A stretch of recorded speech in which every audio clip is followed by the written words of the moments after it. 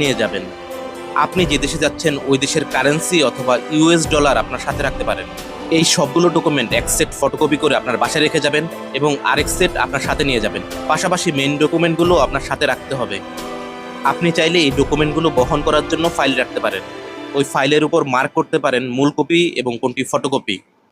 আমাদের ডকুমেন্ট সব রেডি হয়ে গেছে। এখন পরবর্তী ধাপে আমাদের যে কাজটি করতে হবে সেটি হলো ব্যাগ গোছানো। ফ্লাইটে যাওয়ার সময় আপনি দুই ধরনের ব্যাগ ক্যারি করতে পারবেন। একটিকে বলা হয় হ্যান্ড ব্যাগ এবং অন্যটিকে বলা হয় চেকিং ব্যাগ। চেকিং ব্যাগেজ হলো যে ব্যাগটি আপনি এয়ারলাইন্সের কাউন্টারে দিবেন, সেখান থেকে বেল্টের মাধ্যমে ব্যাগটিকে কার্গো ডিপার্টমেন্টের কাছে পাঠানো হবে। তার পরবর্তীতে কার্গো ডিপার্টমেন্ট ওই ব্যাগটিকে এয়ারক্রাফটে লোড করবে। এই ব্যাগটি আপনার সাথে থাকবে না, এটি কার্গোতে পরিবহন করা হবে।